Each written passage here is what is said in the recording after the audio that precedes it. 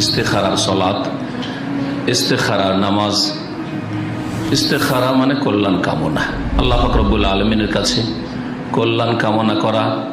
কোনো একটি কাজ সম্পর্কে যে কাজটির ইচ্ছা করেছেন মনে যে আমি এই কাজটি করতে চাই, কাজ শুরু করার আগে 2 রাকাত সালাত আদায় করি আল্লাহর কাছে খায়ের কামনা করাই হচ্ছে ইস্তেখারা। ইস্তেখারা মানে হচ্ছে খায়ের কল্যাণ কামনা করা।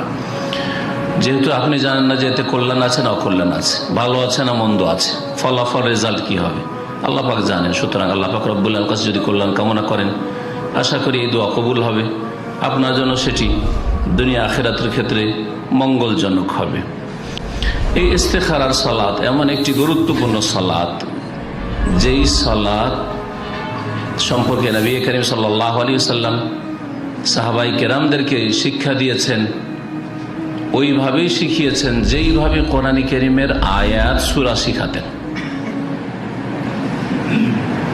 আর এই সুন্নতটি এমন একটি সুন্নাত, যে সুন্নতটি বর্তমান যুগে পরিত্যক্ত সুন্নাত, মুসলিম সমাজে মৃত সুন্নাত। আর কোন সুন্নাত যদি মুসলিম সমাজে মারা যায়, পরিত্যক্ত হয়ে যায়, মানুষরা ছেড়ে দেয়, জানেই না অথবা জানে কিন্তু অবহেলা, 2-এর 1 অবশ্যই। অধিকাংশ মুসলিমরা জানেই না এই সালাত সম্পর্কে, আর অনেকেই জানে কিন্তু আমল করে না, এই সুন্নত পালন করেন না। অল্প সংখ্যক লোক পৃথিবীতে পাওয়া যাবে মুসলিম সমাজে যারা কাজের পূর্বে কোনো একটা গুরুত্বপূর্ণ কাজ করতে যাচ্ছে, সেই কাজের পূর্বে ইস্তেখারা করে থাকে, যার ফলে এই সুন্নতের গুরুত্ব আরো বেশি বেড়ে যায়। কোনো একটি মৃত সুন্নাতকে যদি জীবিত করেন তো তার ফজিলত আপনি পাবেন, এবং আপনার পরে আপনার দেখা দেখি যারা এই সুন্নতের উপর আমল করবে তাদের যেই সওয়াব হবে, নেকি হবে, তাতে সমানভাবে আপনি ভাগ পাবেন, তার নেকি থেকে ঘাটতি করে দেওয়া হবে। সুতরাং এই সুন্নতের গুরুত্ব অত্যন্ত বেশি।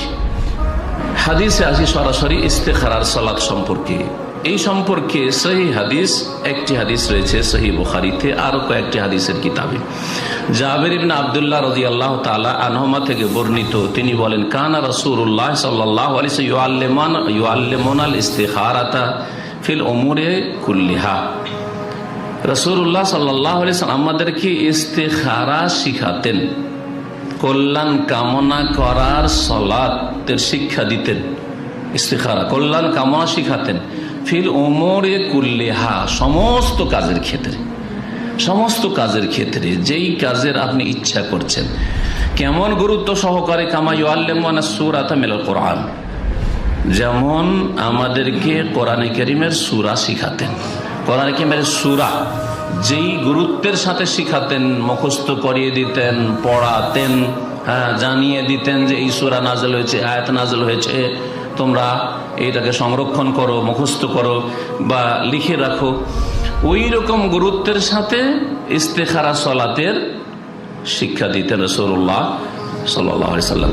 কি বলতেন তিনি? বলছেন ইয়াকুল, এইভাবে বলতেন রাসূলুল্লাহ, ইযা হাম্মা আহাদুকুম বিল আমরি, তোমাদের কোনো ব্যক্তি যখন কোনো কাজের উদ্দেশ্য করবে, যখন কোনো কাজের প্রাথমিক ইচ্ছা হবে যে এই কাজটি করব, কাজটা কমপক্ষে বৈধ হইতে হবে। কি করতে হবে? ফালিয়ার কারাকাতাইন, 2 রাকাত যেন সালাত আদায় করে, মিন গায়রিল ফারিজা, ফরজ ছাড়া অতিরিক্ত।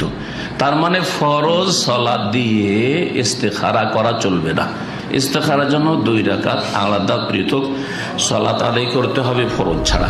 সুম্মালি ইয়াকুল, আর তারপরে যেন এই দোয়া বলে ওই ব্যক্তি, ইস্তেখারাকারী ব্যক্তি, কি اللهم إني أستخيرك بعلمك وأستقدرك بقدرتك وأسألك من فضلك العظيم فإنك تقدر ولا أقدر وتعلم ولا أعلم وأنت علام الغيوب. اللهم إن كنت تعلم أن هذا الأمر خير لي في ديني ومعاشي وعاقبة أمري فاقدره لي ويسره لي ثم بارك لي فيه وإن كنت تعلم أن هذا الأمر شر لي في ديني ومعاشي وعاقبة أمري فاصرفه عني واصرفني عنه واقدر لي الخير حيث كان ثم أرضني به কালা নবী সাল্লাল্লাহু আলাইহি ওয়াসাল্লাম বলেন ওয়ায়ুসাম্মি হাজাতাহু, আর এই দোয়াটি পড়ার সময় নিজের প্রয়োজনটি উল্লেখ করবে। ওই যে হাজাল, আমরা এই কাজটি যখন বলবেন তখন নিজের প্রয়োজনটি উল্লেখ করবে। সহিহ বুখারীর হাদিস নম্বর 5903। ইস্তেখার উদ্দেশ্য হচ্ছে যে আল্লাহ এই কাজটিতে কল্যাণ থাকে আমার জন্য আসান করে দাও, সহজ করে দাও। আর যদি এতে যদি অকল্যাণ থাকে, আমার জন্য বিপদ আপদ থাকে বা কোনো লাভ না থাকে, তাহলে এটাকে আমার থেকে দূরে সে আমাকে এর থেকে ফিরে দাও এবং উত্তম বিকল্প দান করো, উত্তম বিকল্প দান করো।